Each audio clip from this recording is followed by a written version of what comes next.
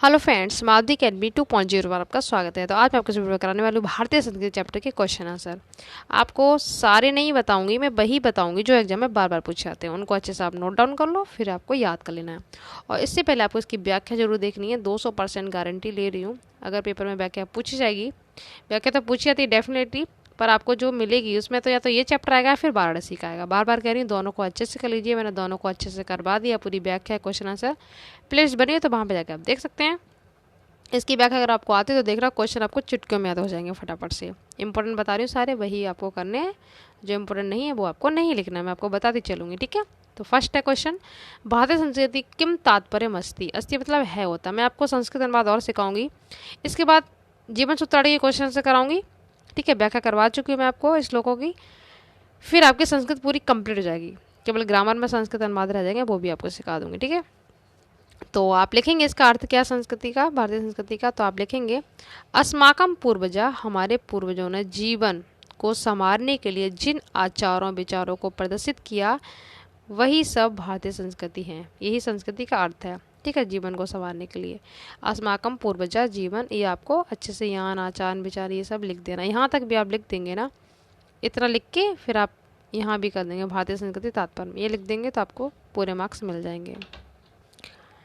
Second question है, भारतीय संस्कृति मूल किम अस्ति। ये ऐसे पूछ ले, या किम भारतीय संस्कृति मूल ऐसे पूछ ले, या फिर विश्व से श्रेष्ठ का, ठीक है। विश्व के रचयिता कौन है, या मूल क्या है भारतीय संस्कृति का, नियम क्या है, ठीक है। मूल क्या है, ये बहुत बार एग्जाम में आया, अच्छे से याद कर लेना, बहुत सिंपल है। आप क्या लिखेंगे, विश्व से श्रेष्ठ, ये ऐसे लिख के ईश्वरा कौन है विश्व के रचयिता, एक एव, मतलब ईश्वर एक ही है। विश्व के रचयिता ईश्वर क्या है, एक ही है। ये लिख के आपको पूरा यहाँ से फिर लिख देना है क्वेश्चन में, बस हो गया। भारतीय संस्कृति मूलम अस्ति, सिंपल सा, ईश्वर एक एव लिखना है और अस्ति लिख देना, ठीक है। विश्व के रचयिता क्या है, ईश्वर एक ही है। उसके बाद आप लिखेंगे, भारतीय संस्कृत का दिव्य संदेश। दिव्य संदेश क्या है भारतीय संस्कृति का, ये भी आया 2-3 बार क्वेश्चन। तो आप लिखेंगे, सर्वेषां मतानां समभाव, सभी मतों के प्रति समान भाव और सम्मान, बस इतना बार लिखना है। यही भारतीय संस्कृति का दिव्य संदेश है, समभाव सम्मान, ठीक है। समान भाव और सम्मान, ये आपको लर्न करना है। 3 हो गए।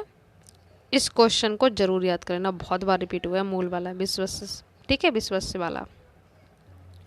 फिर ये 3 नहीं करना है, 4 इंपोर्टेंट ये करना है। भारतीय संस्कृति की दृष्टि किसके समान है भारतीय संस्कृति, ऐसे पूछ ले, ऐसे बात एक ही। तो आप लिखेंगे, सदा गतिशील। क्या है हमारी भारतीय संस्कृति, सदा गतिशील है, स्थिर नहीं है, हमेशा क्या गतिशील है। ये आपको बहुत बहुत अच्छा इंपॉर्टेंट है, ये आपको अच्छे से कर लेना है, सदा गतिशील वाला, ठीक है। ये भी कई बार पूछा गया है, सिंपल भी आप कर लेंगे। संस्कृति की इच्छा क्या है, ये आपको नहीं करना है, श्लोक में आपको करवा चुकी हूँ। सभी लोग सुखी हो निरामय हो, ये नहीं आया, ये नहीं करना है आपको याद।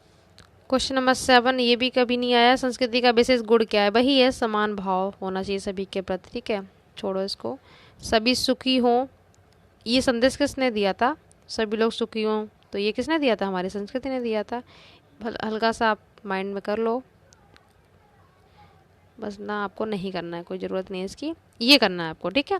अस्माकम संस्कृति का नियम, संस्कृति का नियम क्या है, बहुत सिंपल है। पूर्व कर्म, पहले कर्म करो, तदनंतरम उसके बाद फल, पहले कर्म फिर उसके बाद फल, इत अस्माकम संस्कृत नियम, यही संस्कृत का नियम है। बहुत इजी होते हैं संस्कृत कोई क्वेश्चन, अगर आपको हिंदी आती है तो बस ये वर्ड लिखना है, पूर्व कर्म तदनंतरम फलम, ठीक है। तदनंतरम फल, उसके बाद फल, बस एक क्वेश्चन ये, टोटल वही 5-6 क्वेश्चन बनने हैं, आपको कर लेने, इससे बाहर आपको एग्जाम में नहीं मिलेगा। व्याख्या पूरी करवाई दी है, आपका गलत भी नहीं होगा। भारतीय संस्कृति केशाम संगम स्थली, किसका संगम स्थल है, पहली लाइन की व्याख्या करवाई थी पार्ट 1 में, उसी में ये क्वेश्चन आया था, सर्वेशाम, ठीक है। मतावलंबनाम मतलब सभी मतों को मानने वाली, ठीक है। ये हो गया, अलग अलग जो मत होते हैं ना वो, तो लास्ट में एक आप ये कर लेना, ठीक है। सभी मतों का संगम स्थल है, बस इससे बाहर आपको नहीं करना है कुछ भी एक्स्ट्रा। अब इसके बाद मैं आपको जीवन सूत्र क्वेश्चन से करवा दूंगी, उसके श्लोक की व्याख्या करवाई चुकी हूँ, ठीक है। उसके बाद आपको संस्कृत अनुवाद सिखाऊंगी, बस संस्कृत पूरी कंप्लीट हो जाएगी, डेफिनेटली आपका पूरा संस्कृत में से फंस जाएगा, ठीक है। पूरी तैयारी करवाई जा रही चैनल पे, पूरी अच्छे से कर लीजिएगा। Thank you so much.